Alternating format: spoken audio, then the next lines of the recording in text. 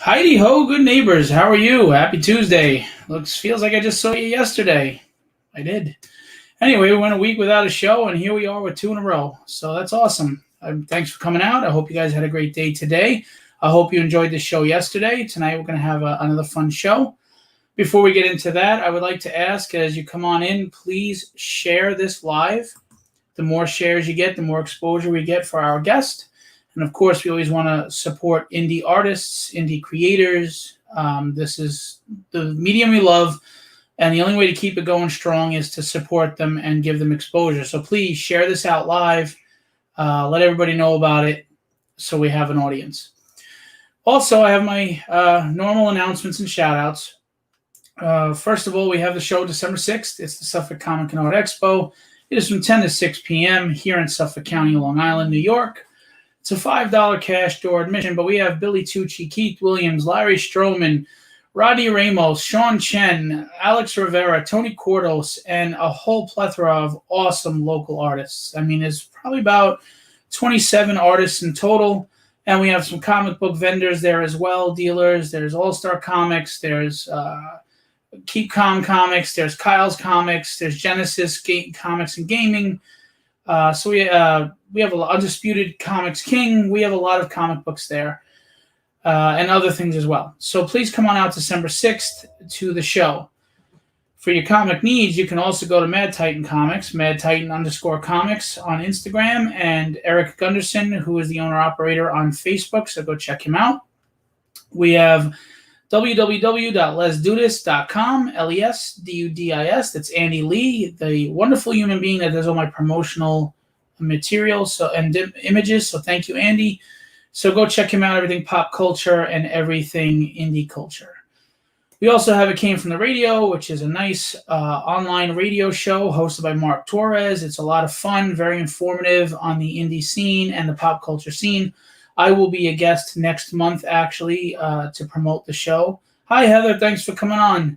So please listen to them. They're on pretty much every platform you can think of, so I won't run through them. And finally, just as usual, Enrique Lopez, Art of Kike on Instagram. He has his Monday night show, 8 p.m., Inking with Kike. He will have Paris Cullins on, I think, this Thursday. I'm not sure. So go to his page and check it out and see what he has to say. Having said that, we're ready to start the show. So again, whoever's here, please share it out live. Feel free to chat because our guest is very kind and he has 3 digital prints that he is going to give away today to 3 winners of the best question. So we'll decide first, second, and third place question, and you get 3 prints. There was a Venomized Deadpool, I believe. There was a Spider-Man, and I forget what the other one was. That's because I don't get enough sleep. But anyway, Bobby, hello. How are you? Thank you for sharing. So without further ado, our guest tonight is artist Wade King. He does digital and traditional art, and he's very talented. As you will see, he's going to show you some stuff. And he's a really cool guy, and I got to say that name is awesome. Wade King sounds like he's like some badass vigilante at night. You know what I mean? Like Wade King during the day, millionaire, and at night he's kicking ass and beating up all the bad guys. So, having said that, without further ado, Mr. Wade King. What's going on? Hey, how's it going? Thank you for that intro. I don't know how I'm going to follow that up. It is a powerful name. I love that name. I'm telling you, maybe someday if I write a book, I'm going to ask you if I can use that. Hey, yeah, by all means, just, like make sure I get some kickbacks. Royalties are always right. Good. Royalties. So, yeah, thanks for having me on. This is a lot of fun. Like just getting to even be a part of this. Yeah, no, I mean, listen, this show, I do get a lot of industry people, and people don't realize there's so many artists that you may not have the exposure yet, but you're so talented that you need to have the exposure. So absolutely, this show is for guys like you. Heather said hi, Wade. Hey, how's it going? I can't see the comments, so I appreciate everybody that's talking. So let's get into it. You're an artist. You do digital and you do traditional work, of course. Yes. Now, what got you into art to begin with? Like, when did you start drawing? Oh, man. Dominic, I told you he'd show up. He said you have the drive and the hustle. Oh, thanks, man. I appreciate it. What's up, Doc? Geez, I got the same cliche answer I think every artist has. I've been drawing my whole life, and I think it started That's probably. the one? Wow. Yeah, yeah. Like, like I think I was like, I don't know. I've always been drawing off and on. Huge love for comics. My dad was into them. I remember seeing like Michael Turner art and J. Scott Campbell art when I was young, and just like like that was it. So I was like, oh, I want to do that one day. And in the last few years, I started doing conventions and really getting into, doing it like more and more serious. And then it just kind of turned into snowballed into a thing. And now I'm drawing for my day job. That's awesome. I mean, Yeah. that's got to feel amazing to be able to do what you love and be able to sustain off of it. Yeah, like the commute is amazing. I went from I think it's a total of 5 feet. It gets a little hairy sometimes. There's sometimes things in the way. It turns it into like more like a 6 foot if you walk around the bed and stuff. But for the most part, for the most part, it's great. I hear the dress code is great though. It's not just dress down Friday. It's dress down. Dress down weekly, daily, every day. Like pants are completely optional. It's one of the better perks. Yeah. Well, let's just say that I won't be visiting your house anytime. Yeah, actually, I would have to find pants, honestly. So it's been so long since I've been in the sun and outside. Yeah, like it would be weird. Sorry, I'll stay sitting. Yeah, that's part of the interview where we don't want to get to know you that well. Yeah. So you said Michael Turner and J. Scott Campbell and stuff. Are those your major influences, or who are some of the artists that you really were into growing up? I think growing up, like I think my first comic that I ever like picked up was I believe it was the Maximum Carnage run, and then also the Venom introduction by Todd McFarlane. Those were my first like introductions. Like I remember going to like the library, like the local library, and like they had a section where there was comic books, and I remember they were like, so I got little bits and pieces of them, and I remember that, and I remember that seeing Venom, and I think I had to have been around the time that it was out. I think I was like maybe 8 or 9, and because I think the first introduction of Venom was like 96, I want to say, like with McFarlane. 94, maybe. Okay. Yeah, so I would have been like, so it would have been a few years later. I would have been like 6 or 8 or something like that, and like that was like what got me hooked originally. That's probably why so many of my stuff is like Venomized this, Venomized that. But then like J. Scott Campbell's like Danger Girl, and like Michael Turner's like Soulfire, I want to say it is. Like those were hugely like just beautiful art, and I was more of like the guy that's always been into the art, and so like those were my major influences. Like I would just look at the pictures. Hardly ever read the stories. Like just yeah. and I think more recently my influences have kind of changed. Like it was Jim Lee for a while, and then now I'm on a huge David Finch kick. But I also looked at a lot of outside sources too for inspiration. Like I've been studying a lot of Peter Hahn's work, who's a concept artist. Like I look at a lot of other concept artists too to kind of help inform my anatomy and my composition and things like that for what I do. And but yeah, like David Finch has been huge lately, and I'm looking into Jason Fabok now too. And he's a great artist. Yeah, Sam will not draw at a con though. I've tried to get him in my jam pieces, and he's like, I don't draw at cons. I'm like, damn it, because I remember Fabok when he was on Justice League. Oh, so good. Yeah. Like, and I'm trying to get into them now. I'm trying to like play catch up on so many comics, and I know it's like taboo, but I'm like, I like the digital ones. I know, don't hold it against me, but I like the ability to be able to be like, oh man, I want to binge read, 5 volumes, and like, oh, I can just back to back all these volumes and not have to go track them down. And because we don't have a lot of comic stores around here, and it's it's like a 45-minute drive to the closest one near me, and I'm in the St. Augustine area in Florida, and it's So well, it saves on space. I mean, Jesus, I had 60 comic boxes up there, and oh my gosh, my wife was not happy. And that was 60 long boxes. That didn't count my short boxes too. So yeah, so like, and my wife's kind of like an OCD lady, like kind of a little bit crazy about that. So like, I'm not allowed to like, and like yeah, I know, and like I've got like all of my art stuff. So like that's as much clutter as I'm allowed to have, like pens and Copic markers and computers and But yeah. Before we get more into the interview, I wanted to ask you: are you able to show the 3 prints that you're giving away?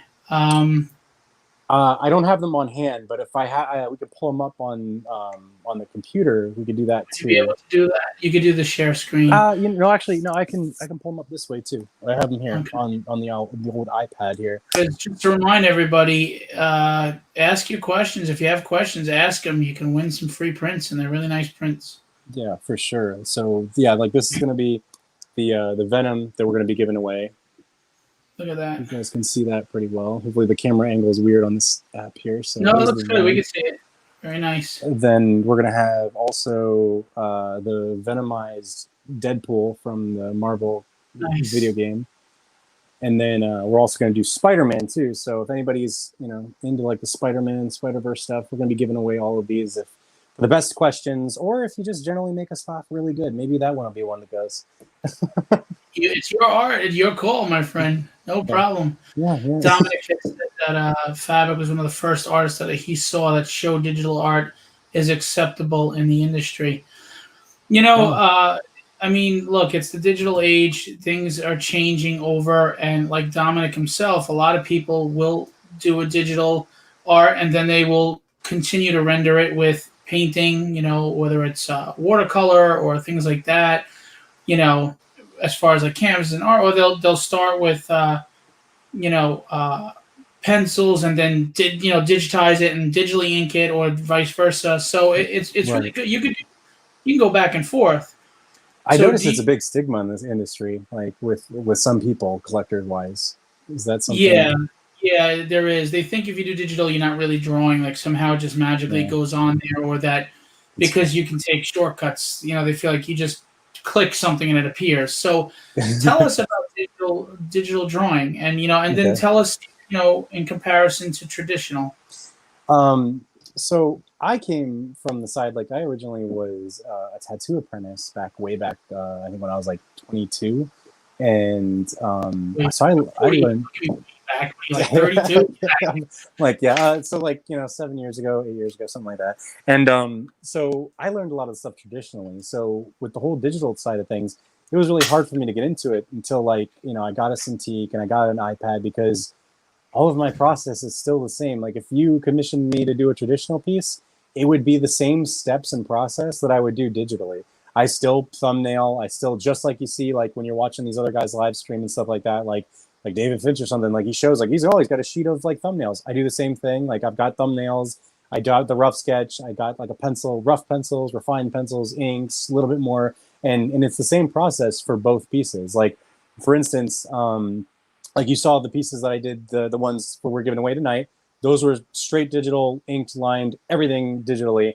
And then I've got other pieces, like for instance, this one's not finished, but like this is a Venom that I did before, and it's the same process for me. And I color the same way too. Like I do, my let me see. I got one that's been pretty popular. Bear with me, guys. Sorry, I'm not a live streamer all the time, but here's one. This is one that like the same kind of traditional process I do. Yeah, that's incredible. We'll look at the detail on that. Very nice. And so like this is the same thing you'd get from either digital or traditional, and a lot of people think that there's like tricks and things like that, but I find that I spend more time doing digital work than I do traditional. Like there's a lot of especially with artists, like there's a lot of like, oh, I need to get that perfect line, and when you can go back and redo the line, like I find myself sitting there for longer periods of time, like trying to get a digital piece done properly, but then I can do a traditional piece and do it a lot, and feel like a lot faster. But there's also like another side to it too. As a digital artist, in this age, there's a lot more innovation when it comes to art. So guys like Dominic was talking about, Jason Fabic, like there's a lot of times where when you're doing a digital piece, you can commit to doing something crazy and trying it. And if it doesn't work, well, it's digital, whatever. You go back or you restart, you save at a save point, no big deal. But if you were to do the same thing on a piece of paper, it's a lot harder for someone to go, let me just go for it and do that crazy thing. And I think that like that's the kind of innovation I think that like utilizing more mediums is going to breed more interesting and dynamic and incredible art in the industry. Do you think that's where the stigma comes from, though? Because they think, oh, it's easier because you could just erase the line and put a new line, but they don't realize you still have to know how to draw. Like if I went to draw something digitally, it would still look like a stick figure. It would look like Exactly, crap. exactly. Like I think it's education versus like the ignorance of things. So like it's the same thing with like when somebody has a cell phone and they're like, oh my god, the stupid GPS doesn't work, this phone sucks, this and that. Well, I mean, there's still steps and processes that made that thing amazing. Like the same thing with like other industries. Like you've got like athletes, professional athletes that are like these amazing athletes, and but whenever they're using like technology to improve themselves, like no one's really behind the scenes caring. Like like you've got like these like entire scientific centers devoted to like, hey, like this is how we train, like say Michael Jordan to be the best. Like, hey, if you run like this, but if you actually lean more on your left side when you're running, you like shave off 0.7 seconds off of something. And it's those things that people just don't like seeing the magic, how the magic's done. They just like seeing the magic trick. And so I think that that's where part of the stigma kind of comes from, is that it seems like people know the magic trick because they're like with a pen and pencil, they can relate to that. Oh, I've tried to draw a stick figure, like you said, and it just came out terrible. I can't draw. But like if they see a computer, well, I've clicked a button on a computer and I've seen a photo come up in Photoshop or something, or Paint, so it's just easy. They just click a button. But it's the same thing for us. We're still drawing.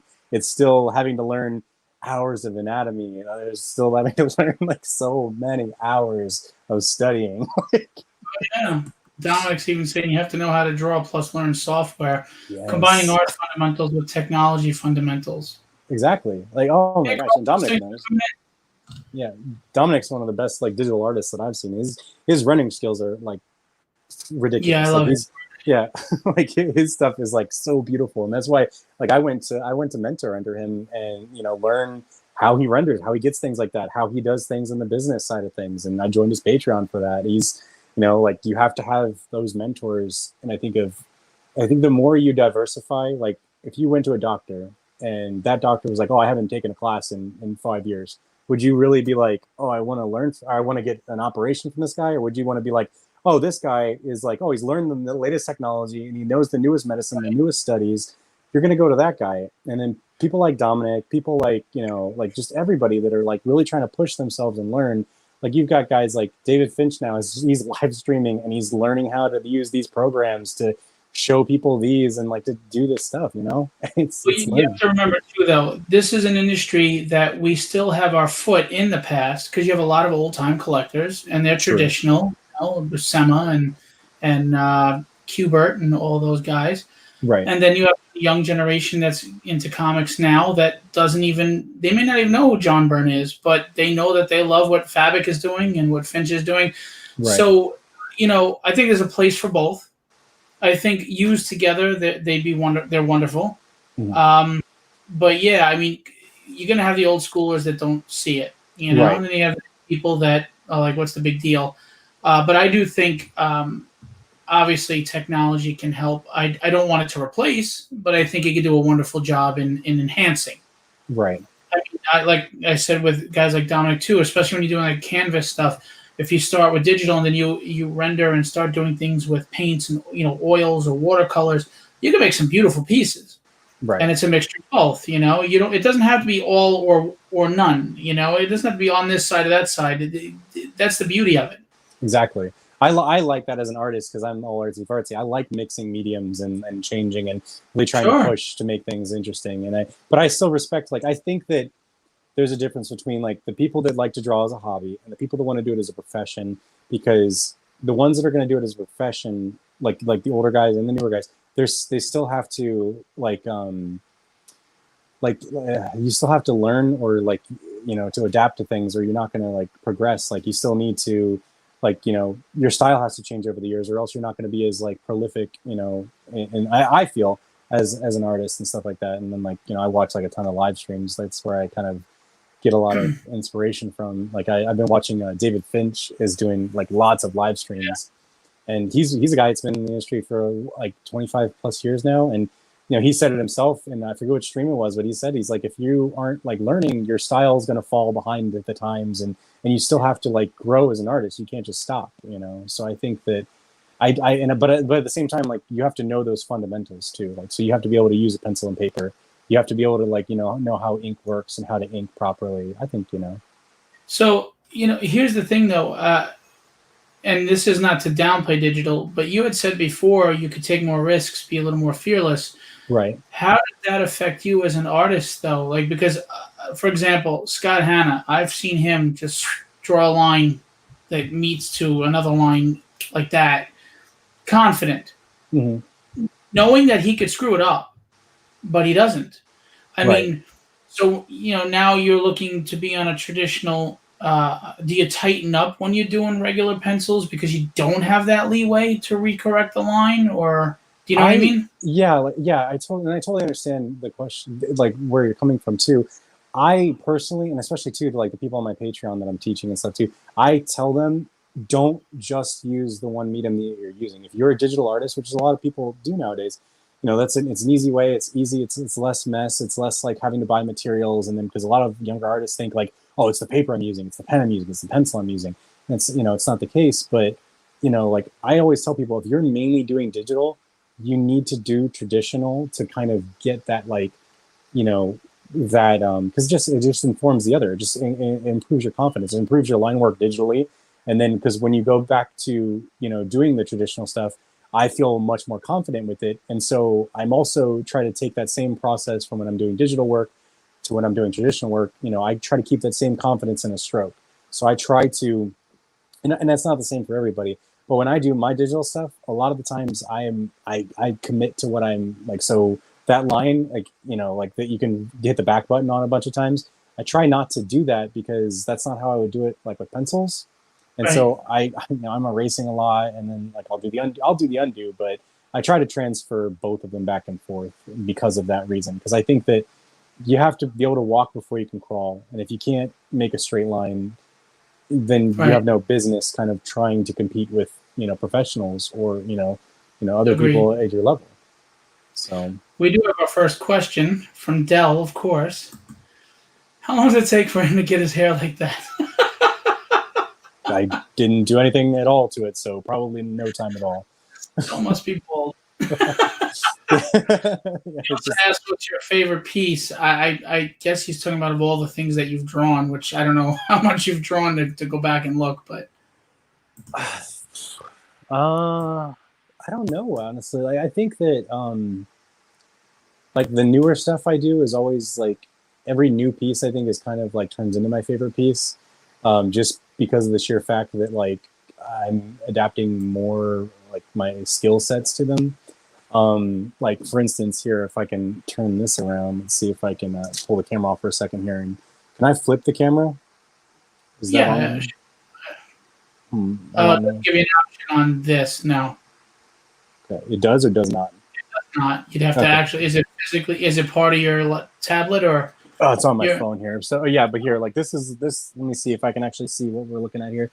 Like this is a spawn piece that I'm doing right now, and this is like turning into my favorite piece, just because like I'm really trying to, you know, I'm really trying to push and level up. So it's like really every kind of piece I do is my favorite. I really, and as an artist, I hate everything I did before. Like I think so. that's every artist I know.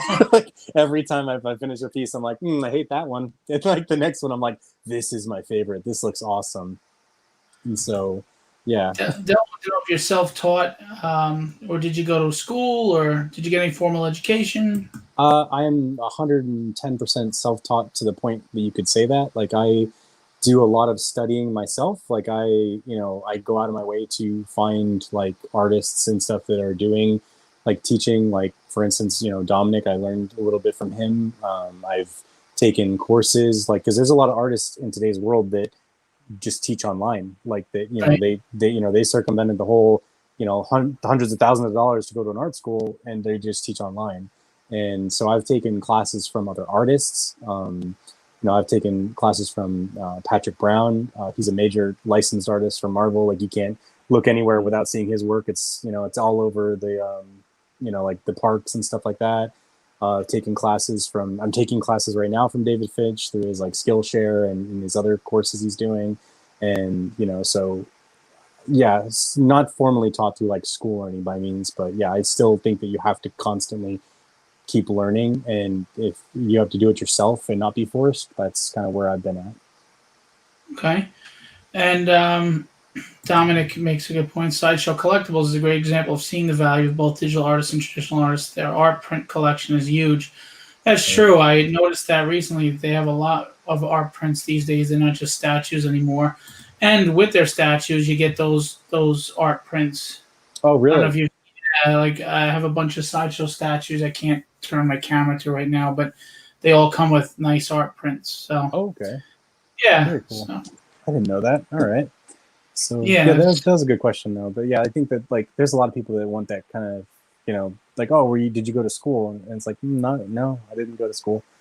So you're self-taught. You said you're coloring your own stuff too, right? I mean, you. So how did you take courses, on your own for digital coloring, or did you just the hell with it? I've got a Cintiq and I'm just gonna try it. I That took a long time, like, and I'm still learning, because like I said, I came from a traditional background, so I use like Copics, water paint, and watercolor paint. Like that's usually what my mediums are. Okay. So whenever it came to digital coloring, it felt very like fish out of water, so to speak. And so I had to like really like, the same thing. Like I looked up people like artists that were willing to teach online and through YouTube and other things like that, and basically taught myself how to color digitally, and it's still a process. I go back and forth between doing heavy line art, artwork like the comic style stuff, and then paintings. So digital paintings. So those are two different things that I like to do. Like, you see here, like I have this. Then this one's signed from one of the conventions I was at, but it was just the print that I could grab the closest. But this is from The Mandalorian, Perfect and timing too. What are you, yeah, 3 days? oh yeah, and then this was signed by Emily Swallow, the armorer from the show, and like Oh, she actually asked to keep the print, like one of the prints and stuff, and was like super excited with it. Took a picture with it. And it's just the closest one I had to me. But yeah, like yeah. So I experiment a lot with like the different styles and types and stuff, and but like coloring, yeah, it's an ever evolving like learning process. so at this point, I mean, obviously, you're very talented, and Andy's with us. And you're improving, of course, on your craft. As far as like where you want to go with it, what are your goals as far as where to go with your art, career wise? Uh, I kind of I've had this conversation before too. I enjoy the convention scene and like doing like the conventions and traveling. And there's a lot of guys I know that make a very very good living just doing that, like kind of packing up like what was it, like beggars or whatever it was, like the back in the day, like going from town to town selling their wares. If I could do something to basically prove to my kids that you can do something if you work hard enough and want it, like that, that's kind of my goal, just doing art and being in the comic and scene. And I'd love to eventually do covers, like maybe I want to start doing interior stuff as well, and kind of branching into all those things. But I just kind of want to prove to my girls that this is possible. You can do this if you put enough time and hours into something, and And I'd feel successful either way if I got to that point. have you been working on sequential work? As of lately, I've had between my commission work, I haven't had time to do sequentials, but come time we're moving in November, and so I want to kind of basically take like a month probably to just get some sequentials done, so I have that portfolio, of the 3 to 6 pages, and having all of the range of everything that needs to be in them. And because that time also around Christmas time, like things are going to be crazy after we moved and stuff, and I think that that's going to be a good time to buckle down and do that.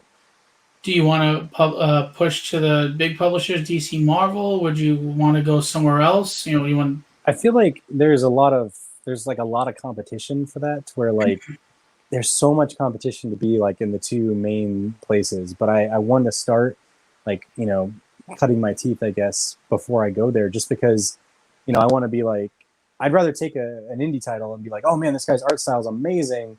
Look at this look at this this style, as opposed to like, oh, like it took me 5 years to get into Marvel, but now I'm doing the comic that nobody read or something, like. So I want to get like, I'd rather get 5 years of experience doing indie pieces, or indie comics and Kickstarter comics for people like Jamie Tyndall, like all the guys that are super successful on their Kickstarters. Like that's, I think, a good place to start as an artist. I think getting into this because there's Dominic hundreds of thinks people. that Boom Studio, the publishing company Boom is going to Boom Comics is going to be on the main stage soon. So, Oh, okay. Have to maybe brush up on my Power Ranger skills. Yeah, they yeah. got some great stuff lately. Though I love the artwork coming out of there. Well, there's a huge manga anime following out there, and it is tying closer to American comics these days. Like Dan Mora, who was doing he Yes. was at my last show, Really? and Oh, he's awesome. I love his artwork. he had a line that just wouldn't quit. He was just head down all day. Yeah. Really nice man. He brought his family, lovely family. He lives in Costa Rica, Oh, and I didn't know that. yeah, and he came to the show, and his fan base is just insane. They loved that he was there. That's So, awesome. Yeah, I love his artwork. Very, very like dynamic, but the color range on it too is just so cool. I love that stuff. and John is actually getting to what I was going to ask you, so I'll give John the credit for this one. Okay. Do you ever create any of your own characters? Do you have any ideas or thoughts for any projects of your own at some point, or do you just have fun and create some own character designs? I honestly, maybe when I first started getting into drawing, I did like my own stuff here and there, but the more like serious I took it, the more I wanted to do like doing like the conventions and things like that. It was like, oh, all these people have, they want prints of their favorite characters and things. So, and then a lot of the commissions too I've gotten, like I have not really developed anything on my own. And when I do have free time, like I'm trying to draw a Spawn, or trying to draw something that, oh, this would, people would love this, they'll buy this. And then, yeah. So no, I don't have anything as of right yet.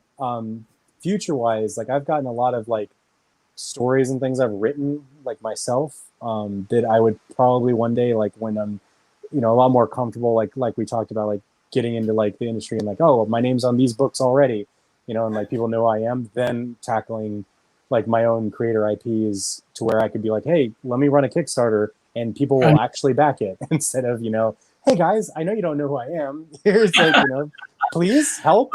Start somewhere. It's funny because we talked for an hour before the show, so I mean we were just sitting down and we didn't even realize an hour passed.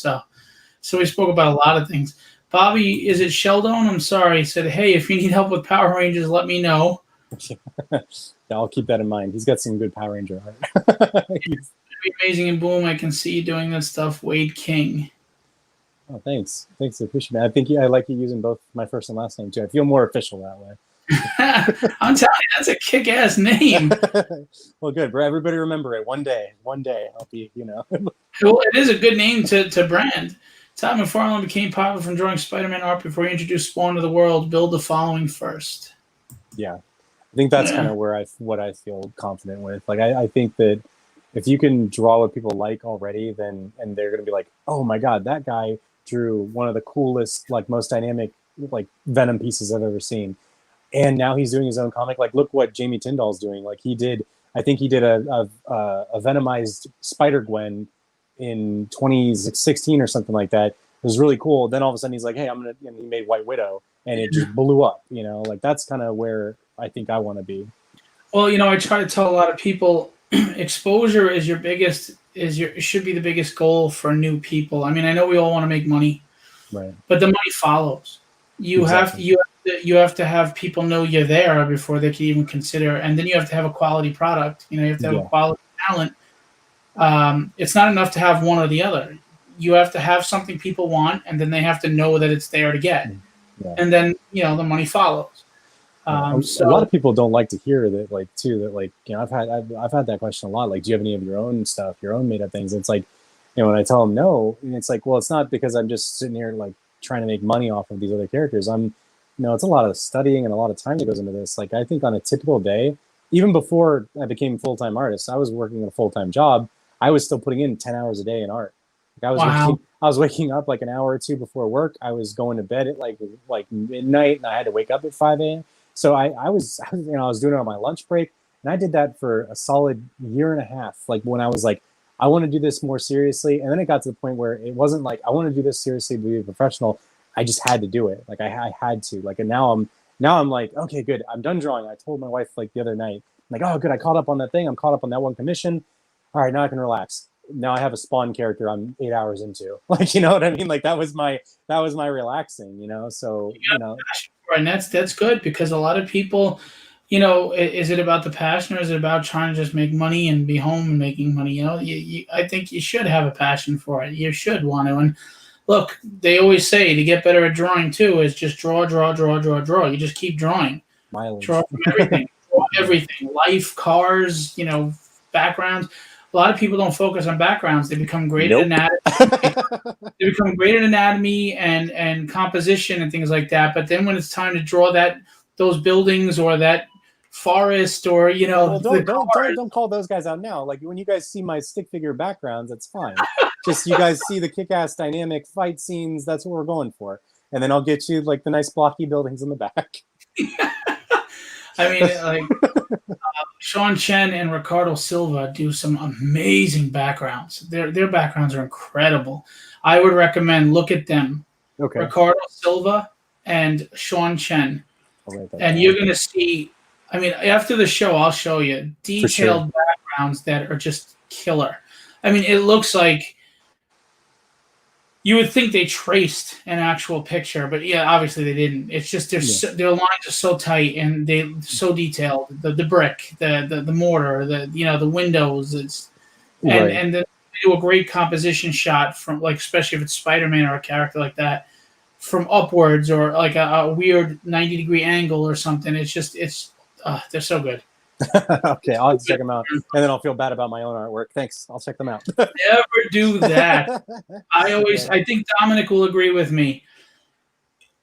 When I'm a musician, and I used to look at drummers that blew my doors off, and I never once felt like crap about how I played. I said, okay, so that's what I'm going to be like.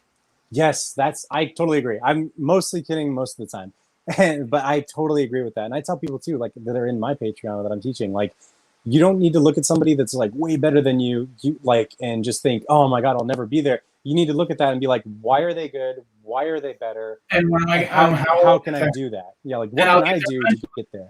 Yeah, like break down like how to learn from them instead of just being in awe of them. Like that's why like I joined Dominic, and I was like, all right, Dominic's got great work. I'm gonna take every tool he's got, and I'm gonna keep those for myself. Smart businessman.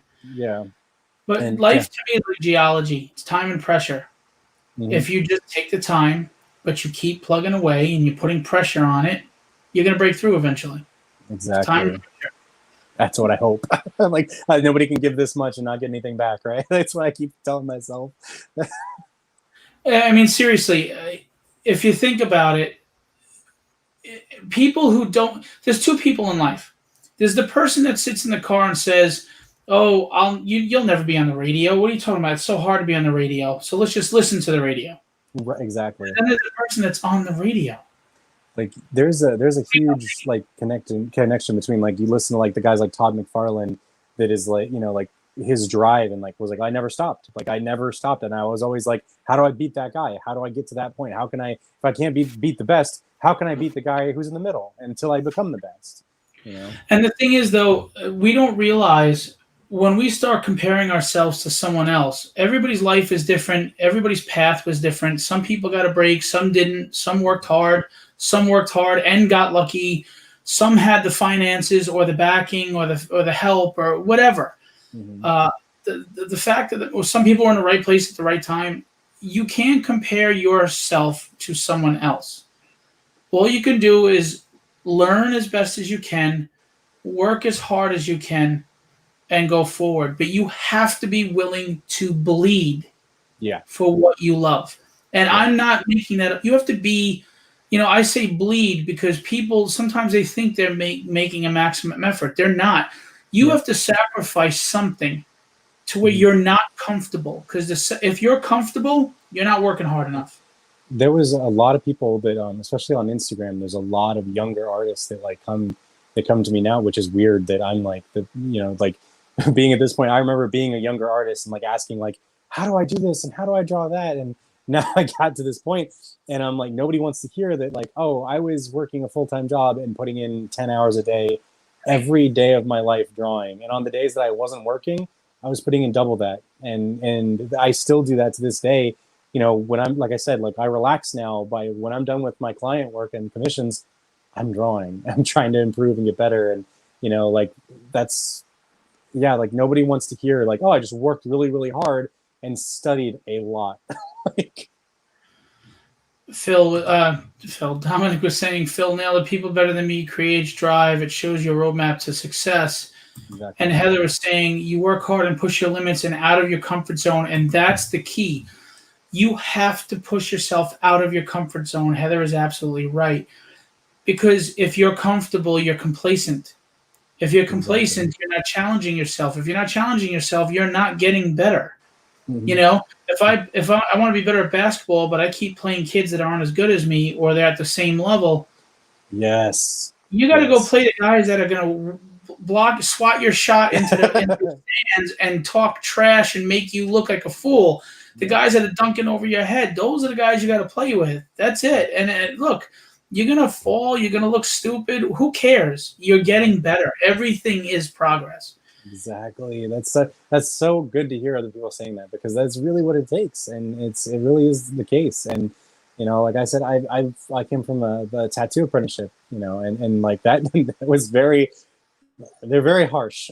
You know, so if you draw something that sucks, they're gonna tell you. And it was, you know, the same thing. Well, it's permanently on their body, so yeah, exactly. Well, that was before you even got to touch the bodies, right? And or like to do it on people. So I think that people take it too personally, because like art's such an intrinsic thing. It needs to be taken more as a how to grow and how to push and stuff, because people confuse it with an expression of self versus something that's a skill that you can actually tailor and get better at. And that's what I find a lot of the times whenever a lot of younger artists come to me and like my Patreon and ask me like, how do I do this or how do I draw, and they want to learn from me. Like, well, you need to separate what you're doing as from you as a person, from your skill set. Like your skill set we can improve on. We can't improve upon you emotionally as a person. Like I'm not a therapist. Like, you know. That's the thing. Pride can be good and it can be bad. Yeah. Having a sense of pride that I'm going to accomplish this or I'm capable is good. A humble pride. When your ego gets in the way that you can't take criticism or you think you know it all, you have just blocked yourself from getting better, period. And there's no one to blame but you. Exactly. You know? And the person that's always pointing the finger at the other people and never looking in at themselves, they're not growing. And you have to grow as a person for you to grow at your craft. I'm sorry, they go hand in hand. Yeah, and I think that comes with that like 10,000 hour thing. Like when you're putting in that work, it's different. Like you actually start getting that mileage. Like, you know, I still hate getting, you know, like that, getting critiques and criticism. Like it's still like, you know, like, okay, thanks, man. But like at the same time, like you have to, like, I still like think like, I'm like, oh, thank you, I appreciate it. And I have to think like, okay, why did he see it like this? How do I fix it to where everybody sees it this way? You know, like Dominic today, you know, huh? Sorry, but if you let it crush you, then you defeated yourself. You know, exactly. You take it on the chin. Yeah, like I mean, Dominic corrected me today with some anatomy stuff on a piece, and I was like, yep. You know, like, and so I went and fixed it, and I was like, son of a bitch, she was right. And you know what? You'll be the guy that's correcting the next young guy. Yeah. Obviously, he completely agrees. If you stick with the same crowd that always compliments and hinders progress, constructive criticism and hard work ethic is honestly the best medicine in getting better and progressing. I mean, I look at it this way. I used to know singers that were nowhere near where they should be or as good as they thought. I had a guy, he came to audition, and he's like, I can sing like Steve Perry from Journey. I'm like, well, all right, cool. He comes in, and he was not Steve Perry from Journey. He was not. And that's a guy that all his life, his family told him how great he was. And nobody wanted to tell him what to work on. Or they did tell him, and he didn't want to hear it. Right. That's, you know, I mean, most likely anyway. I can't say that for sure. But he was not Steve Perry. Yeah. When you hear that, like, dude, this is the greatest thing I've ever seen. It's like, is it? Yeah. That's why, like, and I think it could be a bad thing sometimes too, because like we said before, what's your favorite piece? Well, I hate everything I've done.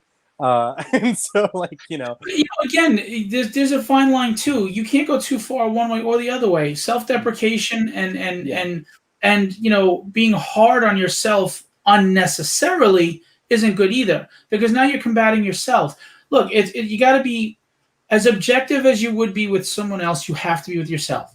Do you I find can that with a work lot on of comic artists? but this was good. What's Mhm. that? Do you find that to be the case with a lot? You work with a lot of comic artists in like the indie I scene and don't stuff know too, one artist that isn't self-deprecating and hates everything they did prior to the moment they're standing in front of me. I don't. right? And Yep. in a way, that's good because it fuels you all to get better. But Mhm. in a way, sometimes it's a little too much that you're putting on yourself. You got to lighten up too. You Yeah. got to give yourself a break. Life is tough enough as it is. You're already fighting to get into the industry or be respected by your peers. There's no need for you to have an inner fight either. Yeah. Oh You yeah. already have someone in front of you. Yeah, you should hear my wife. Like every time I'm like, I hate this. Like, you know, like people don't see that online, but like, you know, she's the one that deals with it. And she's like, "Yep, I know you hate it. I know." Like, you know, and she's like, "I think that's probably one of your better ones, but sure." And I'm like, "Thank you, I appreciate it. I know you're lying to me because you love me." But see, you don't believe the truth, the compliment, because you don't believe it. And no matter what she says, you're not going to believe it. Yeah, You have to overcome that. That's not her. That's you. but that's fine. That's what makes better people. That's what makes Spawn. That's what makes like, you know, all these better characters. You know, like, But you could be easier on yourself while getting better. screw that. It's fine. Dominic asks, we've both met a lot of artists. What's the most extreme example you've seen of an artist that works hard? That's a good question. An extreme example of an artist that works hard. I'm not, honestly, like anybody that's like, I think really professional. Like there's every guy I've met puts in hours and hours and hours and hours, and nobody wants to hear it. You know, like I've been studying from Peter Hahn, who's a concept artist, and you know he talks about it too. Like people ask him like, how do you do this? Because he draws like Kim Jong Gi, like, you know, like from his head, like he's, you know, he's practiced it, you know, and you learn because like each line connects to another and informs the next. So when you get to that point, when you study that way and you study from those things, like you get that good. So people just want to know the secret sauce. Like, what's the secret ingredient? How do I get there? Hours and hours. And he's talked about, he's like, yeah, I used to draw for an unhealthy amount of hours, like to where I had neck injuries and had to go to the hospital for it. Like you have to put in hours. And I think that for me, that's what I see. Like it's the people that are sacrificing time and hours and sleep and getting Working hard isn't enough. You have to work smart too. I mean, yes. there are people that work very hard and they may not succeed and they don't know why. Because maybe you didn't work smart too. Mm-hmm. And sometimes you do. You need a break. Yeah. Here's another thing that people don't work at that I try to invest in other people. Invest in other people. I'll give you an example. You could be the best artist in the world, but if you talk to a lot of people, they were in the right place at the right time with the right person who could help them because they invested in people. They made connections. When you go to a comic convention, there are guys that, I didn't make a lot of money, blah, blah, blah. Okay, but did you make connections? Did you? Like my last show, I had Mike Hawthorne there, who he just drew Immortal Hulk and he did Superior Spider-Man. Really great guy. And I had a local artist, George Vega, who's really talented, by the way. Oh yeah, I know him. Yeah, George is a great guy too. And he said, "Oh, can you sit me next to Mike Hawthorne?" So I did, because my thinking is, look, I don't know if George is going to have a great financial show or not, but at least I put him in a position where he could meet Mike and maybe network. For all I know, someday Mike has got a deadline and he's not going to make it, and he goes, "George, can you do my background?" You never know. You never know. But sometimes being in the right place at the right time isn't luck. It's you invested in people. You then put out a good reputation that make people want to help you, and you made connections with people. And that's a big, big, big part of any industry that I think people neglect. Yeah.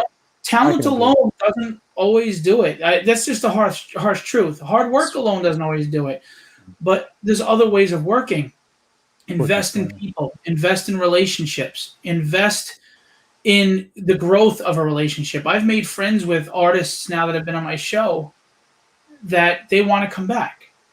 Yeah. Because I treated them well. They treated me well. We had respect for each other, a common respect.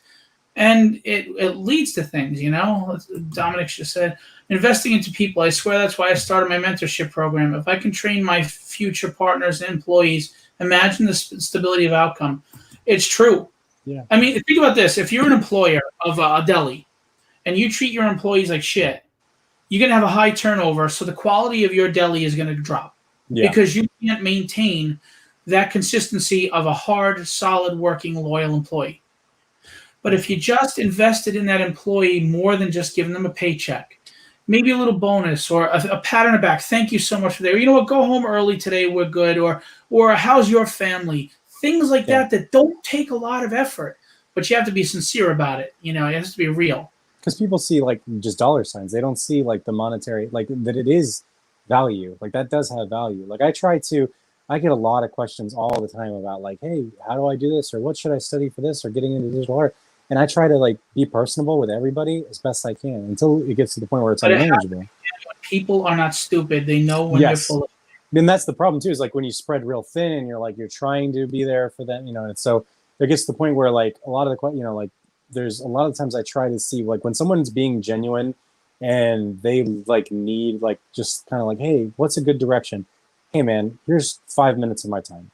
And it's paid back. Like I've had guys come back and get, commission me for $600 of a commission or something crazy because they were like, hey, I loved it. Thank you so much. Like I've been watching your live streams. I want to get into art because of this. And I'm so glad to own a piece of this from you now. And I'm like, I am so beyond grateful for the opportunities and some of the friendships that I've made. And, through like, learning under Dominic and then taking what he's kind of helped me with and kind of doing my own mentoring in my Patreon, like it's been incredibly helpful because of that reason. And well, I say this all the time, and if you watched yesterday's show, I said it's one person can tear down a building. You can tear it down. You can tear anything down by yourself, and it really doesn't take much to tear something down. But to build something up or someone up, that can take a community. But right. Building up is much more of an investment. There's much more involved. But once you build it up, it stays. It's there, and it flourishes. Right. Tearing something down, that's it. It's done. It's over. It's completed. It's destroyed. It's gone. Building something up takes time, but it's so well worth it by the time you build it. But you have to build it with sincerity. You help because you can. You do because you can. You do because you want to be part of a community. But people will know when you're not sincere. Genuine. Right. When I say invest in people, I don't mean invest in them as if they're a commodity. I mean invest in people. Is that why you decided to do comic book conventions and stuff? Is that how kind of where it came? That's why I do this Q&A, so guys like you get exposure. Which I appreciate it. I'm thankful for. I mean, like Dominic Glover has a big following. Does he need my show? I doubt it. But at the same time, what if he gained one follower or one commission, or just how about fans of his that were happy to come out and watch him, or fans of yours that are happy to come out and watch you, or how about someone contacts you after this and you get a commission? I'm happy with that. That makes me happy. That like Sean Chen was on, he was selling a book, and he sold I think like 10 books. I think I don't remember what he said. I don't remember. I don't know, but he told me that he had done 2 other shows that were great, but he sold more at my show, and I felt good. I was like, you know what? I helped. Yeah, I helped. And no, I think that's awesome. That's such a nice thing to do because like being genuine is a rare commodity in today's world. Whenever you've got yes, but yes, but but like I think that's what people like nowadays. That's why you get these like more intimate, like long form things. Like people are sitting there watching live streams in like for hours at a time because it feels way more, like the intrinsic value you get from like being genuine with people is what people like, because everybody's gotten over the years like, here's a time lapse of me doing this, or like here's a video of like how I did this, and it's all fake. Everybody's wearing makeup. Everybody, there's not any like realness to the world anymore. It feels like. Dominic said it's amazing to see a community that you have around you now. Just in this year. Well, think about this. You and I met. Yeah, very true. Yeah. Right? Yeah. And I met Dominic Phoenix Comic-Con, and and then he was here's a perfect example. I wasn't even looking for anything. I just thought he was a cool guy, and I loved his art, and I commissioned him, and I got a really great piece. It was Swamp Thing versus Man Thing. And next thing you know, he kindly, graciously donated one of his best pieces, in my mind, to the art on the flyers. Oh, right. I remember you talking about that. I watched. Yeah, I mean, I wasn't looking for anything I wasn't looking for anything, but look at that, I mean, see how things happen. And Dominic's a smart guy, so he knew that I was being genuine. I wasn't trying to use him. And then people want to give back. When you go into two stores, or two vendors at a comic shop, at a comic convention, right? They both have Hulk 181. Both are 6.2. Both have the same price. One guy's a dick. Fuck that guy. I'm sorry. Sorry. But yeah, I'm sorry. The nice guy's a little bit more expensive, maybe $50 more. Yeah. Most people are going to say, I'm not giving my hard-earned money to a dick. Yep. I'd rather spend $50 extra knowing it's going to a good guy and his family, or a good woman and her family.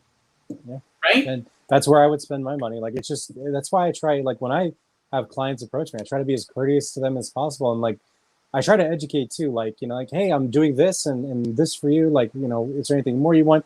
And truth be told, like, I always try to, like, whenever I pack orders for prints, I'm like, man, this guy is like a younger guy. He likes Star Wars. You know what? He probably likes these two characters. And I throw them in there. And then, like, the same thing with, like, commissions. Like, when I send out, like, here's a traditional piece I did that, was like a crazy amount of money. Well, here's $150 worth of prints. Wow. It's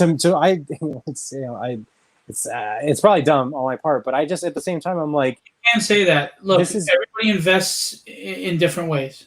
It's not about dumb or smart. It depends on how much the money matters to you and how much you want to make right now as opposed to later. It's not. Yeah, to me, like, money, it comes and goes, and I've had jobs where my life's been on the line, and I've, been paid junk money for being in law enforcement as long as I was. So to me, like this is awesome. Like, I'd rather make, like, the whole reason why I got into this was because of my kids. Like, my dad, we kind of didn't have the best relationship, but he was an artist, and he always was trying to chase money, and he never did anything with his art, and he, and never did anything with it. To me, it was heart-wrenching. And he passed away last August. And, thank you, I appreciate it. But, it just got me thinking. I'm like, like, I know I'm relatively young for everybody else, but, in the art world, I'd rather have hit the ground running harder when I was 20, believing in myself fully.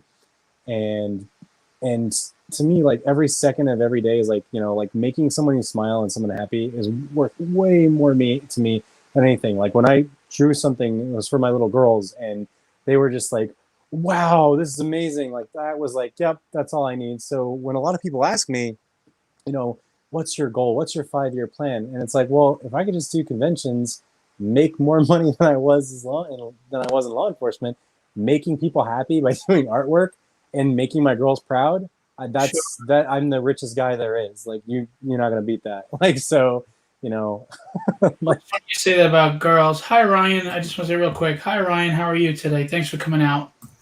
On my daughter's walls, it says, like, follow your dreams and blah, blah, blah, blah, bullshit. Sorry. That's all I see is blah, blah, blah. Yeah. Because anybody can throw words on a wall. Words are just words unless you give them meaning. Right. So I want to be those words so that when my daughters read them someday, they go, oh, Daddy did. Yep, that's what I want. Yeah. Those words do matter. Now I can do that too. So I agree with you. Dominic said that it wasn't dumb. It's super smart. You're building loyalty. And Heather expounded on it, saying, when you're a business owner, you're a reflection of your business. Customer service makes a huge difference, and that's very true. Mm-hmm. And we're in a day and age where customer service sucks. It is so yeah. It is so bad. You ever been to Walmart? They just spit in your face as you walk in. You're like, thanks, I guess. To me, right now, life is like a box of cereal. You're paying more now than ever, and you're getting half a box. Yeah. I mean, he's like, really? I don't even get a prize or a fake iron-on tattoo? What the hell, man? You can go F yourself. Thank you, I guess. Yeah, really. Really. Oh, my gosh. I feel like I should be, like, should I do more, like, we should get more questions or something? Like, what, Yeah, people aren't asking. I don't know. Dell disappeared. Dominic said you're gonna have Wade at your show now, right? Yeah, Wade, there you go. welcome to my show. It's just quite a drive for me. Yeah, not the December show. That's a small one. My 2-day that will be in 2022. That'll be a Okay, 2-day, yeah. and I'm very proud of my artist alley. Yeah, I am. I saw your post. Was it today or yesterday where you showed like like it was like 80,000 square foot and like all the attendees and the artists 80,000 yet, but yeah, or yeah, yeah Lorenzo and Kubert, and yeah, I look. Look behind me. I'm a big art fan, and I love the industry. I can't draw. My wife can. I can't, but I love it. And uh, I mean, yeah, I enjoy making a show, and it's for artists. You all get mixed in. You're not gonna sit in a corner away from Adam Kubert or whoever. You'll be sitting next to them. that's awesome. Like I sincerely appreciate it. Make the connection. You know, right. a lot of shows, if you're an artist that's not published, you're considered a vendor. You go sit with the vendors. Yeah. No disrespect to those other show promoters, but I don't like that. Yeah.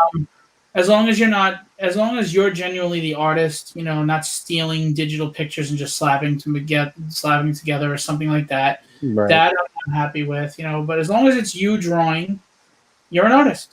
Yeah. Just because you're not published, it just means you didn't get a break yet. You can be in my artist alley unpublished, and you could sit next to whoever the hell you want, Dale Keown or whoever, whatever. There's a series on YouTube that because people have asked if I was traditionally taught or self-taught. A part of me being self-taught is finding tons and tons of videos and watching people draw. Now, especially with everybody live streaming now, you can watch these pros drawing for hours, and it's because it's not the video where they're showing you here's how to draw arms, here's how to draw the face. It's the videos where they're genuinely drawing and you're watching. That's when you really get what they're doing behind the scenes. I'm that's why and that's how he's doing that. Okay. But there's a series on, I think, the Sci-Fi YouTube channel that's these little 10, 15-minute videos of their artist alley, and they commission people to do a thing and they interview them and they do a little quick sketch and stuff. And it's I think hundreds of people long, this playlist. And the common denominator for a lot of these artists that are oh, I got picked up by such and such, or I got picked up by so-and-so, are the stories all start off with, oh, I was working at a convention in Artist Alley and the editor from Image Comics or the editor from DC came through, loved my stuff. Now I'm doing a toy line for them, or now I'm doing this comic for them. And it's that the being in front of people at conventions that it was so funny. This was my year to get back into it. And it was the worst. You don't look at it like that. You know what you look at this like? It was another year you get to hone your craft and get more product out there. You can make more prints and be ready to go. Well, look at it as an opportunity too. This was a year that I learned how to survive without conventions. And so I was able to go full time without conventions. You're not having money. They don't have disposable income right now. Exactly. So the fact that I've been able to completely supplement our income by my wife and I by doing art has been nuts in this day and age. So, and I think I attribute it to Dominic's business prowess and then being personable and getting people that really want to work with me.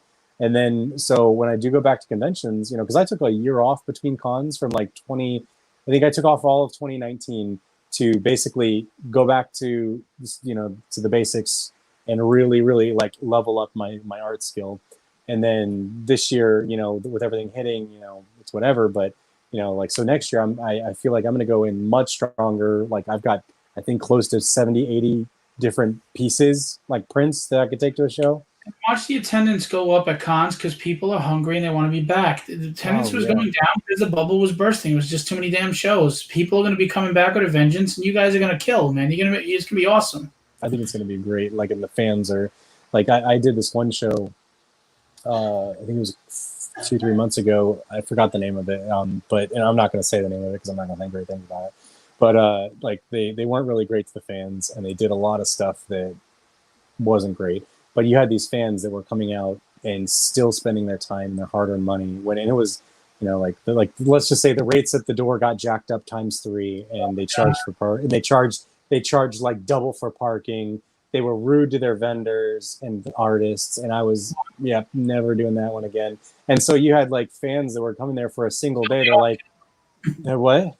You off camera. Oh, for sure. And they told me, and you got fans walking up and they're oh man, these are all beautiful. I want to get this. And like, I've got guys spending $200 on prints from me. And he's like, oh yeah, I just spent, $70 to get in here because it was like 20 for parking and 35 at the door. And I'm like, what? I'm like, whoa, no, here, take this extra. Like, Wow, you know what I mean? Like, I was like, no, that's thank really you. kind. I was like, thank you so much. Here's a sticker. Here's, thank you so much for being here. He said it has a skill set that a lot of other artists don't have. You have people skills and sells an experience, not just his art. So He's got to stop being nice. I'll give him, Dom, I'll just give you prints, dude. You don't even have to worry about trying to own these things. They're all yours, man. he got hired by Marvel at a Comic-Con too. So all right, well, now he's not getting the prints, but that's fine. he's making money. Yeah, he's fine. He's 30 years old, this guy. Yeah, I think we're the same age, and so that's why it's like a really kind of We're older than both of you. I might even be wearing them. yeah. Like I try, like that's why I was like, seeing how successful he's been, I immediately was like, like what is he doing, and how do I do it, and can I use it to make myself, a better, more well-rounded person, and so I try to sell an experience, like, and be genuine. Like I think that. Like that's why when I do a piece of artwork, like I'm a genuine nerd about the thing that I do. Like I'm not just drawing like, here's a Hello Kitty piece, everybody come buy this print, in droves. Like if I don't like it, I'm like, I have a hard time getting into it. Like then I'm not going to really commit to doing it. And Hello Kitty.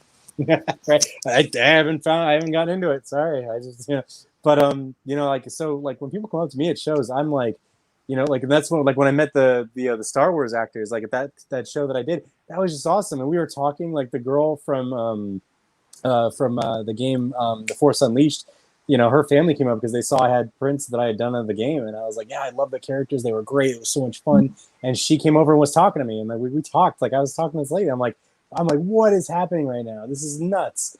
And so, it's generally the most rewarding experience I've had doing this as a career. Well, it's funny. I get messages while I'm live, and when I'm not live, they don't send me messages. Anyway, Exactly. By the way, when I want to be well-rounded, I just eat more Twinkies. That's funny. Yeah, I mean, if you don't love what you're doing, what the hell are you doing? Exactly. I mean, honestly, what are you doing? And I think you have to have that passion for you to bleed for it. Yeah. You can't bleed for something if your heart's not in it. That's just the way. Yeah, I wouldn't have put this many hours in it. Like even like pieces, like when I get commissioned to do something, if it's something that I'm like, I really don't, I'm not a big fan of this thing, I'm not going to take it like that. I'm going to take it as, what can I need to find what I enjoy and love about doing this piece of art for this person to give them the best possible piece I can give them. Yeah. And who are your favorite characters? I mean, you said, is it Venom and Is it obvious? No, yeah, I think Venom, Deadpool, probably because it's very much my personality. Wade Wilson is Ryan Reynolds. That's pretty much right up there. So Deadpool is a big one. Yeah, Venom, Deadpool, and honestly, there's so many characters that I love. Though, like I'm such a geek in so many directions. Like, if you could work for one of the publishers, would you rather be DC or Marvel? No, don't do that. No, I don't want to answer that. I think that I love the Marvel characters and I love all of their stuff that they've done. The MCU is great, but I think that I enjoy the grittiness of DC, and I've always enjoyed like their animated films, and I've always enjoyed their comic side of things. So I think that if I did have a choice, it would probably be DC because I feel like I could push designs more with it. DC pays more. And then DC sounds better, like a better choice. DC. It's true. Yeah, it's so true. Dominic, like just making that clear for me. If you were the book, what would the book be, and who would be your writer, and who would be your inker colorist? Oh my gosh. I think Dan Slott was an amazing writer. I like him. And honestly, I want to probably just pencil and ink myself. Like I'd want to be good enough to do it. Yeah. And then colors, I don't know. I'd have to just kind of see.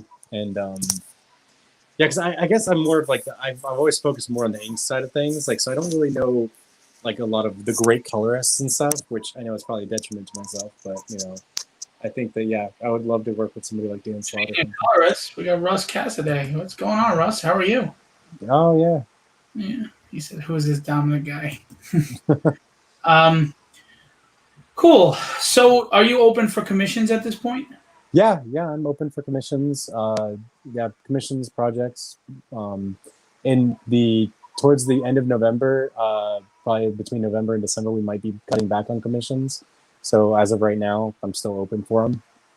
And the best way to reach you, I mean, we have your Instagram on the bottom, which is Art of Wade King. And Yeah, then we have your website, which is www.artofwadeking.com. yeah, you guys can reach me there in both of them. On my Instagram, I've got a link tree that you can reach me in all of my other different avenues, be it Patreon, Facebook, my Gumroad to buy brushes or anything like that, because I sell brushes as well, digital brushes. And then, yeah, email as well, artofwaking@gmail.com. And, you guys can reach me there. And, you should tell me to put it in there, man, when I asked you. I got nervous. I was crying before this started. Like, I threw up a bit. So I just was like, I don't know what to do. Just put those two things. It was so funny. What are you nervous about? I'm a fat, loudmouth Irishman who just sits here and talks with people. What's that to be nervous about? I was like, you've got like these guys that like know what they're doing and they're artists, and I'm just like, I sometimes draw stuff, I guess. Listen, at the end of the day, you are an excellent artist. People look at your stuff and they really enjoy it, so you're fine. You don't gotta lie to me, but I appreciate it. Like, stop. That's the crap that gets in the way. Stop it. No, I'm just kidding. I'm kidding. I appreciate this, and I'm just kidding. There's truth there's a hint of truth to my self-deprecation. But Patrick asks, your art looks cool. I feel like similar to Ross, realistic. What was your inspiration for your art? Oh, thank you so much. My inspiration, which is funny, is like I was hugely inspired by like people like Patrick Brown, who are very much like their emotions like on their characters really dynamic and really like unique like action scenes and stuff. But the more and more I got into art, the more just learning the fundamentals and practicing. That's kind of where my art style kind of just came from, just learning the fundamentals. And so I appreciate it. Like, yeah, the more looking more realistic, I couldn't even think off the top of my head, when that would be like. But yeah, Russ laughed at what they're doing. Listen, it's not a matter of knowing what you're doing and not knowing. It's a matter of making people think you know what you're doing. Yeah, you just fake it until Exactly, fake it till you make it. Exactly. Look, it was great to have you on. I really appreciate it. I want everybody to follow Wade. He's also on Facebook. You'll find him under Wade King. Right. Yep. Commission him for some work. If you're an indie publisher or you're an indie book and you need a cover artist or someone to do sequentials, reach out to Wade. He'd be great to have on your book. It would really, the aesthetics that he could bring would look fantastic. The energy he could bring these sequentials will look fantastic. And the guy does it all. He inks, he colors. I mean, he pencils, he inks, and he colors. And he'll meet the deadlines. So you really should reach out to him if you're especially an indie guy and you want to get a quality book out there. You got to reach out to Wade. I appreciate it. And yeah, and thank you for having me on. I'd love to come back in the future. This has been a lot of fun, and maybe we can get some more questions in the next time. I guess. Yeah, it's been a little light on questions lately. Yeah. Are you asking me, Patrick, or him? Because I'm good friends with Billy. Actually, I was at his house today, and I'll be there tomorrow. But I don't know. Sounds super familiar, like very familiar. She in the 90s, and he just redid it with a Kickstarter Indiegogo. He's also done some DC works. Okay. Yeah, Billy's already wrapped up with who he's working with for those books. I tried to get somebody to color for him, and unfortunately, he liked their colors, but he has his group of people. So okay, the way that goes. Cool. Yeah, no, it sounds super familiar. It does, but yeah, I'm terrible with names as well. But yeah, you know Billy too. Cool. Do you live here in Suffolk, Patrick, or? Because Billy lives like 3 blocks away. Anyway, we had a few questions. Patrick asked, and Dell, usually asks 100, but he's been kind of quiet lately. So I don't know. I don't know what you want to do with the prints, how you want to do it, because but we'll work it out after the show. It doesn't have to be. We'll figure it out. I was probably long-winded, to be fair, so nobody could really get a question edgewise. So No, don't be silly or long-winded. We were having a good conversation. no, I enjoyed it. That was a lot of fun. I'd love to do it again. This has been great. So Oh, cool.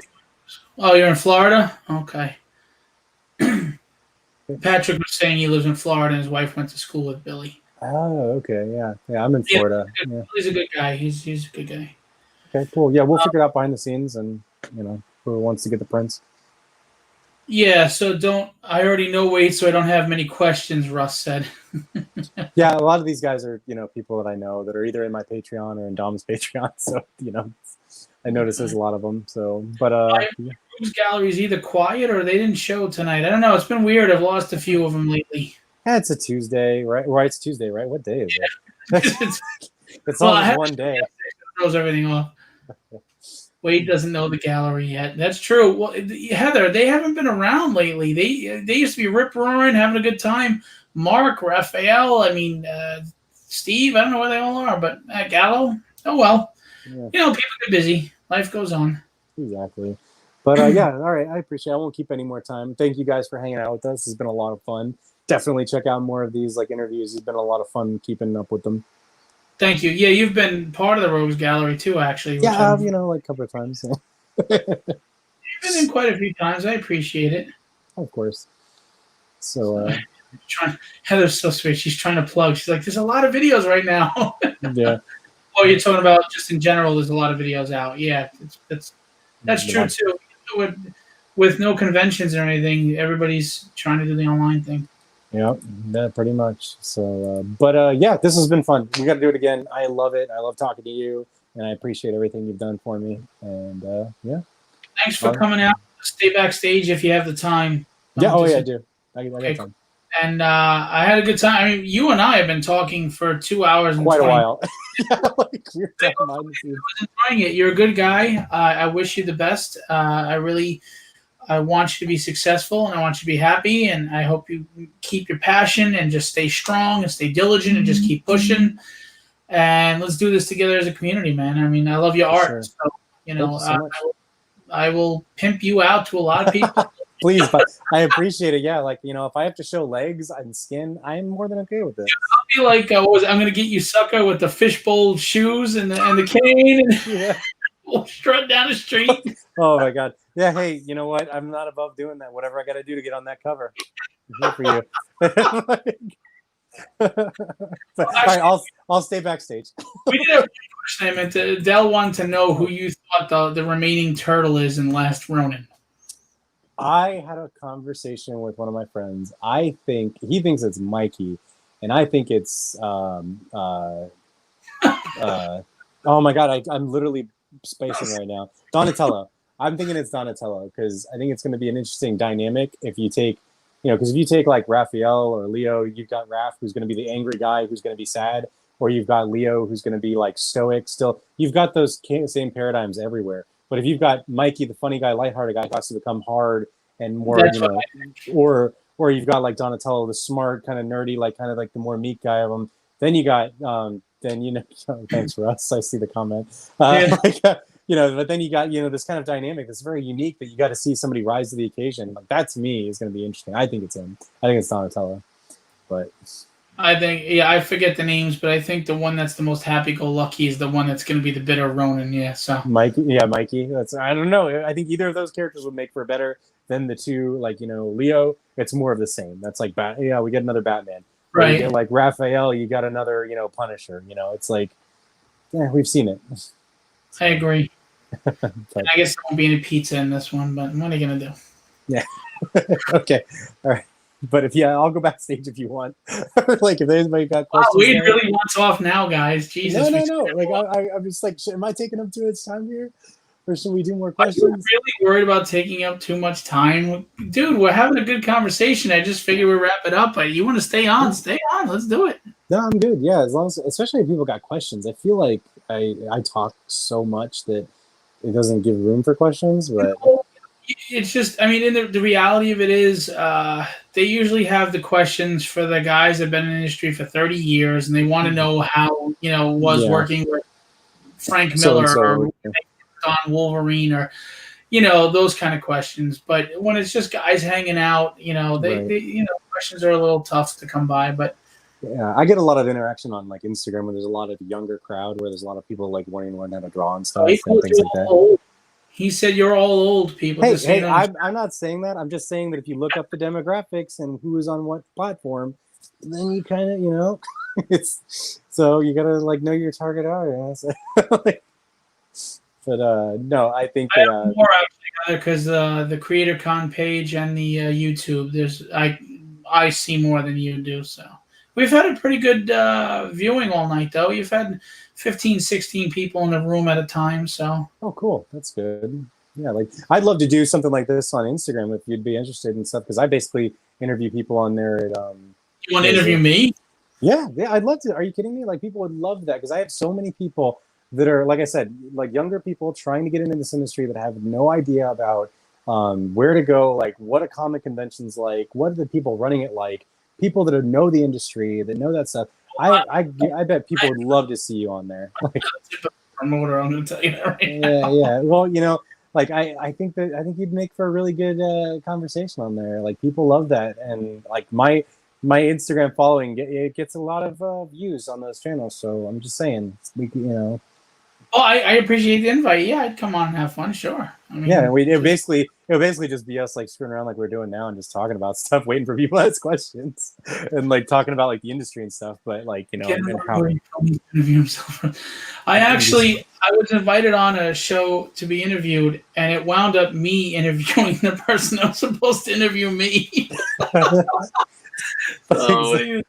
Tell me about yourself. No. You tell me about yourself, and then we'll go from there. Like a Freudian thing. Tell me about your childhood. Oh, that's so funny. Like, yeah, I've had a couple of like indie comic artists on there, and people love it and seem to like because there's a lot of people that are younger that don't know, like myself included. Like I didn't like I had to learn the hard way like how to ask the right questions and who to talk to, how to get into a convention, like what are like so many things were like just like all right, I'll try it, and failure because I didn't know what to ask and who to ask, and I bet on that platform we would get a lot of interest for that, especially just because of the fact that you're a guy that runs Comic Cons. Like, yeah. Well, yeah, it would be fun if anybody wants to hear what the hell I have to say. Sure. Okay. I mean, there's probably like one or there's got to be somebody. I'm just saying, like, there's a lot of people. There's got to be somebody that wants to hear you speak. Come on, like at least, yeah. Like, oh, look at we got what's his name? Smalley. What's the hell's his name?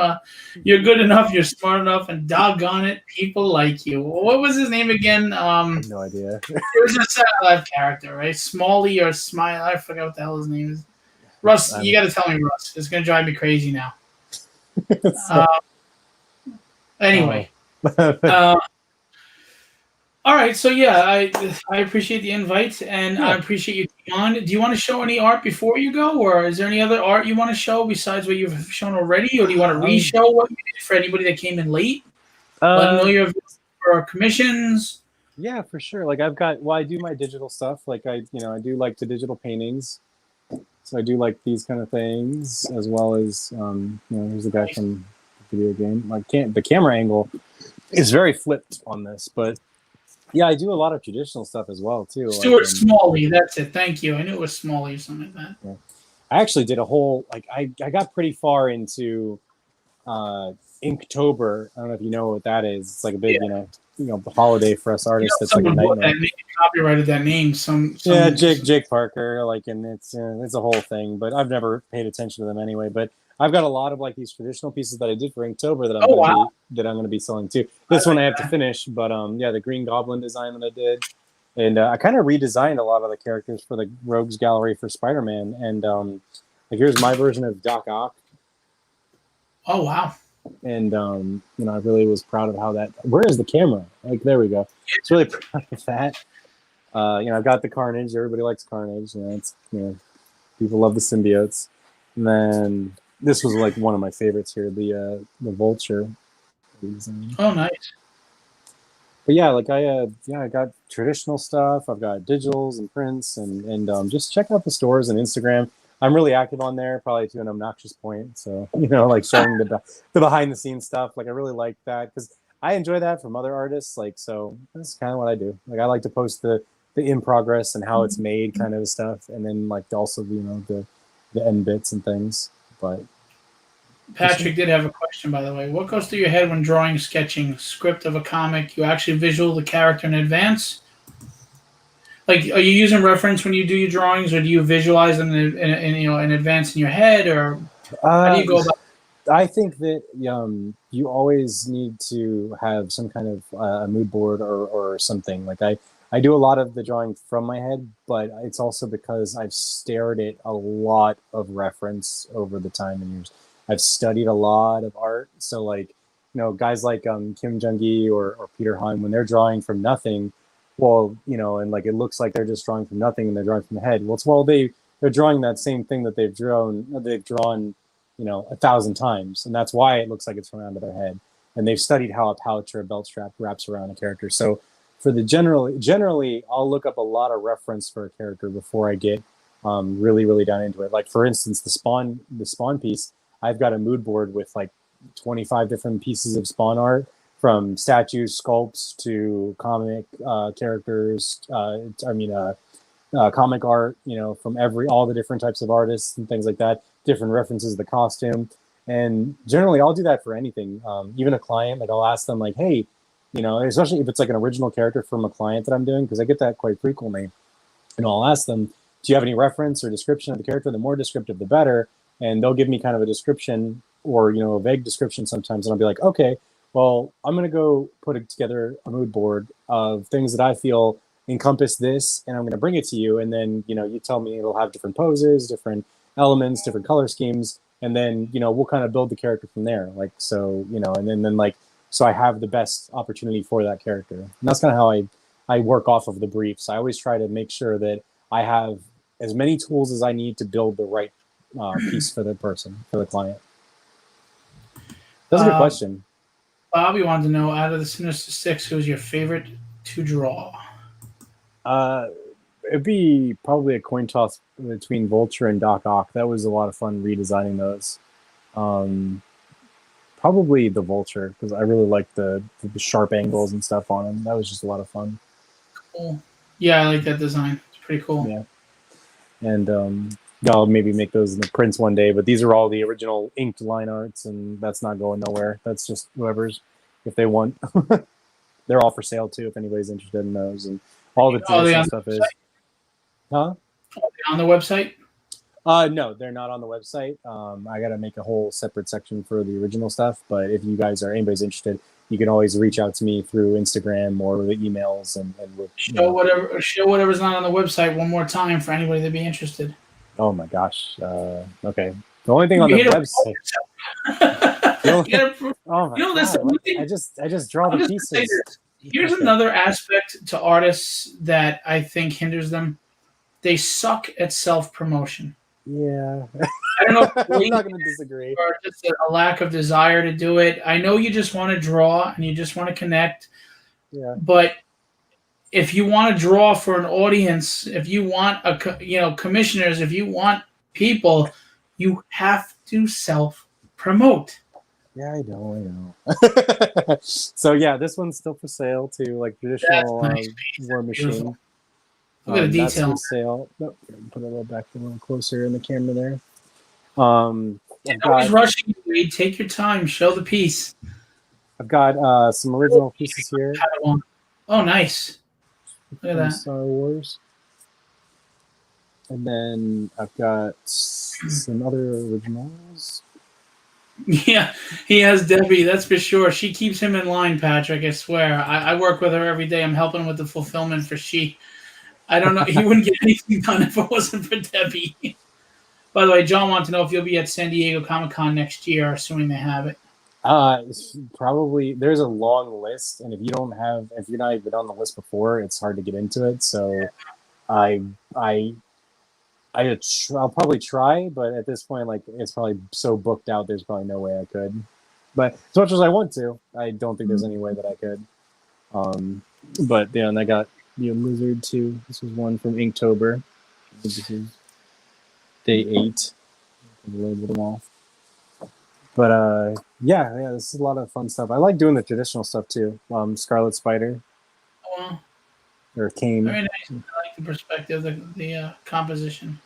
Yeah, I tried to. I was gonna do 31 days, but it ended up like some personal stuff came up, and I was like, well, I'd rather focus on doing some quality pieces. Black Cat on here as well. A And modest black cat too.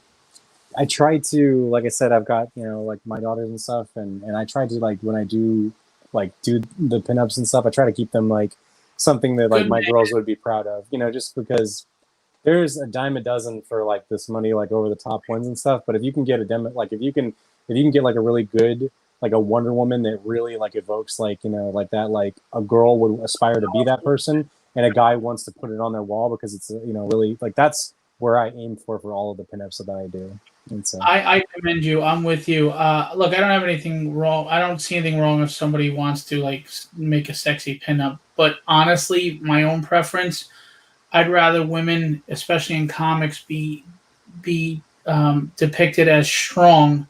yeah, And I don't think you're strong by using your sexuality. I think women are strong by using their mind and their grit and their personality. So I'm all for what you're saying. So good for you, man. Yeah, like I like having like the really sexy designs and things like that for like characters like like Poison Ivy and things like that.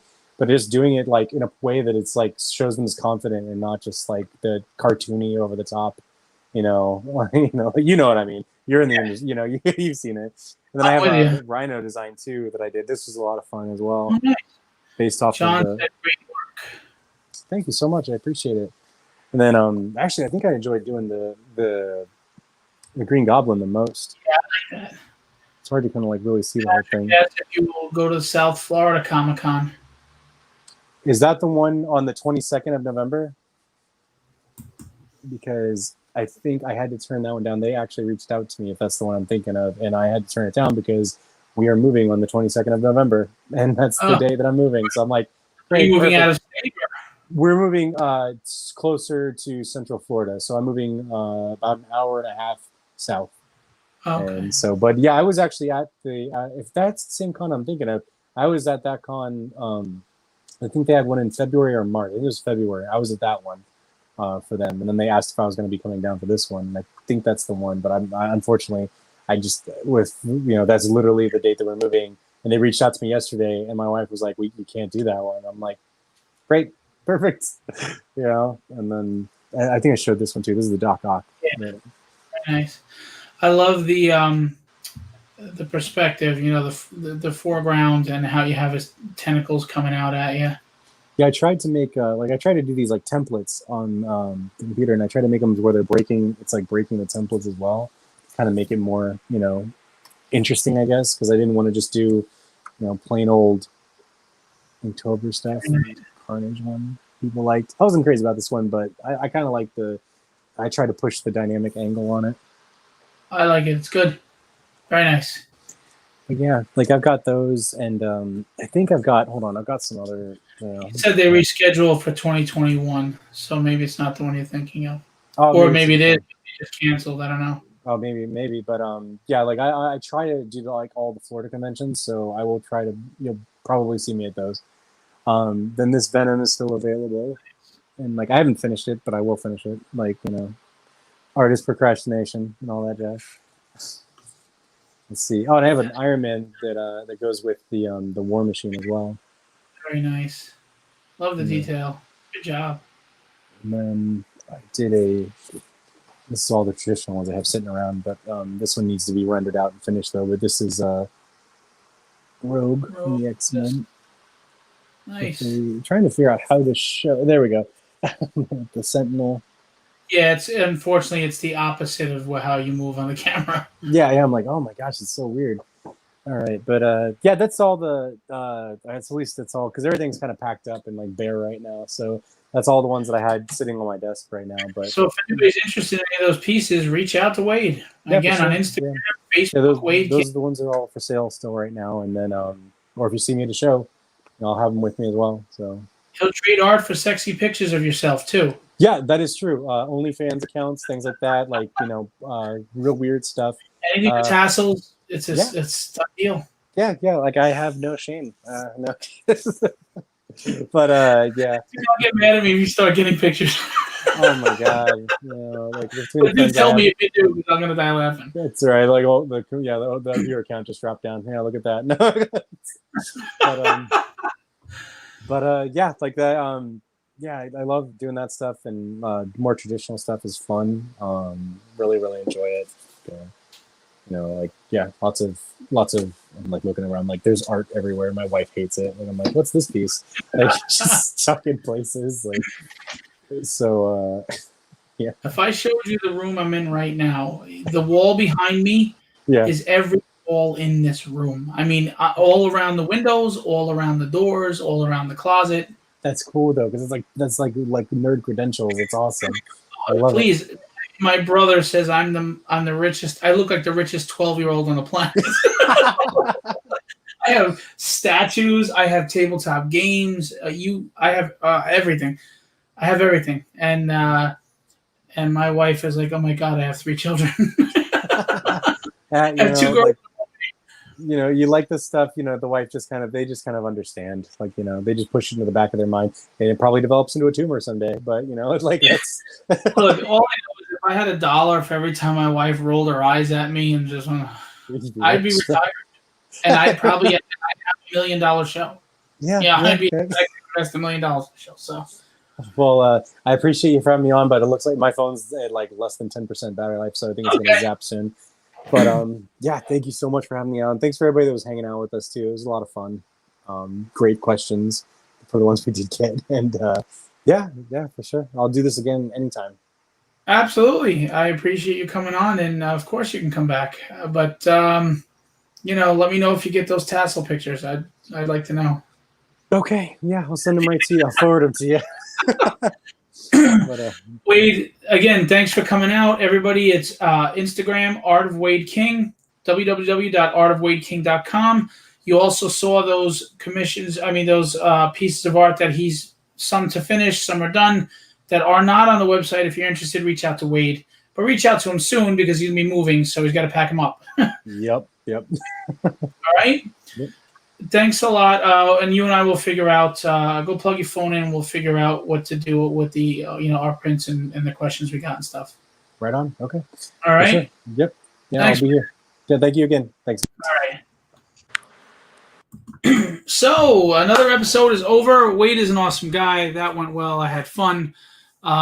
It's tough. I do live because I like the live energy, and sometimes you look to end the show, but then you don't want to end it. It's fun. You have some talking going on, and it's good to just talk comics, or talk art, or just get away from all the stresses of life, and let's just sit down, hang out, have a good time, and forget about all that crap.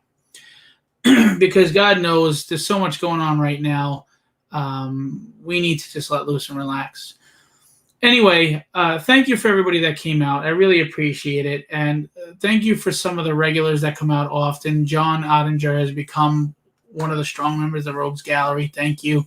Thanks, Patrick, for coming out. And Heather, of course, is always there. And Bobby and Russ. Russ has been in here a lot, too.